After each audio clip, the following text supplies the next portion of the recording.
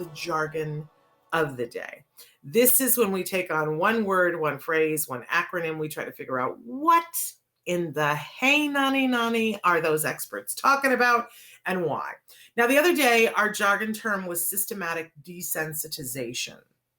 And it's a good week to talk about that with Halloween and about slowly helping someone to deal with fear and anxiety. We did mention that there is another procedure, and today we're going to talk about it a little bit more in depth. It's called flooding. And the reason why we do jargon is because sometimes you see this and you hear this and you go, oh, well, that's what's happening in the Midwest, flooding. It's, global warming is causing flooding. Not what we're talking about. This is a term in psychology that is used. So this is why we have to do that. First, we're going to give you the actual definition. In this case, we're not really going to make fun of the actual definition because this is some serious business, flooding, right? But normally we make fun of it. Then we give you a working definition and give you an example and help you to begin to understand what this means and how it might be important to you, right? I'm saying hello to Susan as well. Thank you for being here. So let's take a look at the actual definition for flooding to see if we can understand this. Flooding is a technique in behavior therapy in which the individual, catch this, you guys, is exposed directly to a maximum intensity, anxiety-producing situation or stimulus, either described or real, without any attempt made to lessen or avoid anxiety or fear during the exposure. Flooding techniques aim to diminish or extinguish the undesired response to a feared situation or stimulus and are used primarily in the treatment of individuals with phobias and similar disorders. That is the direct quote from the APA Dictionary of Psychology. So we're not going to make fun of this one at all. I want you to see when somebody's talking about flooding as a technique, when somebody is, having some sort of a reaction to something, this is maximum intensity, anxiety producing, no attempt to diminish or the fear. I'm going to sneeze. Excuse me. Okay. So this is why we were saying yesterday, flooding is a technique and there are times when it is appropriate, but like if this doesn't scare you a little bit, it should. Flooding, I said the other day, not something that should be done without an expert. And I said more, which I'm going to further. So now that we have the beginning understanding of what this is, let's take a look at our working definition. Let's bring it down even another level. Because I said the other day, and I stand by this, that it should never be done with a child, period. I'm sure that there are exceptions to that rule, but it would only be with a professional of the highest caliber. So, but personally, I would say don't ever do flooding with a child. I think it's cruel. It's just, I don't think it's ethical, right? And ethically, this should only be used with adults with consent of the adult and with a professional of the highest caliber. So why are we even talking about this? Because this is a pretty interesting, we talk about cognitive behavioral therapy from time to time, and our kids tend to have anxiety. I'm going to say that I talk to a lot of parents of kids on the spectrum, and I always say, puppies don't have kittens. And a lot of us have anxiety. And I'm someone who has been diagnosed before with a panic disorder. I am someone who has OCD, that I can get stuck in something. I had really good cognitive behavioral therapy to help me with that.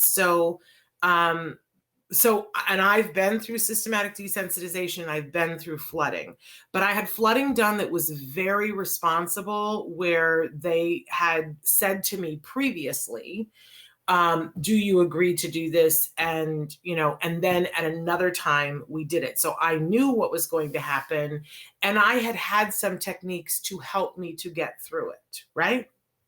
And my professional waited until I was ready, which I don't think, people should mess around with this, right?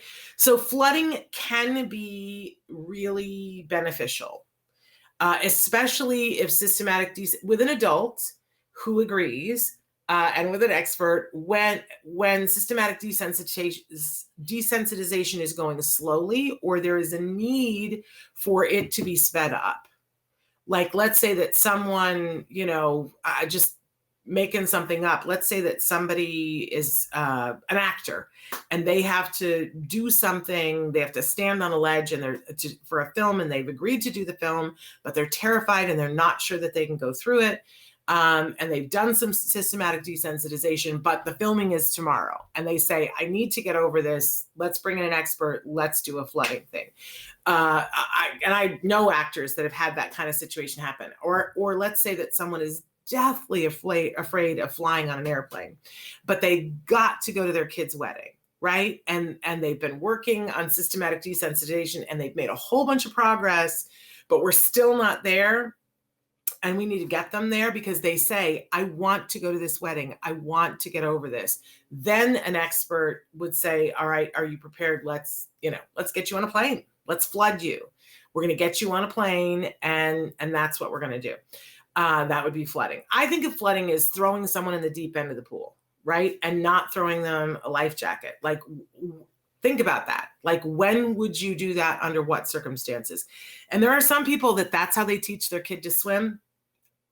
I can't be friends with those people. I'm just going to say, I don't think we do that with kids. I just don't think we do that with kids. And if you are going to do it with a kid, please, please, please, please have a professional there who can help you to deal with the outcome. But I have seen all too many times professionals say, oh, let's do flooding with a kiddo on the spectrum. And all they do is terrorize the child and create PTSD. Personally, I don't feel it's worth it. So I'm just going to say that. But flooding is a technique, but it is the polar opposite of systematic desensitization. Systematic desensitization says we're not going to go further than the moment that creates anxiety. And we're going to deal with the anxiety and ratchet it back down. And then we're going to keep building up the resistance to the anxiety. It's much more person-friendly. It's very effective. It just takes time. It takes time. But flooding can be the right situation in certain circumstances. I'm going to say not with kiddos. Okay?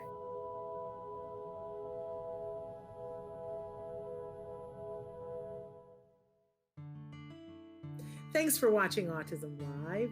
If you found anything helpful in this video, please give us a like. In fact, make sure that you smash that subscribe button on YouTube and give us a like on Facebook. You can also follow us on Twitter and Instagram for important updates. And please download our free podcast wherever you get your podcasts. See you next time. Until then, give your kiddos a hug from me and one for you too. Bye-bye for now. To subscribe, click here.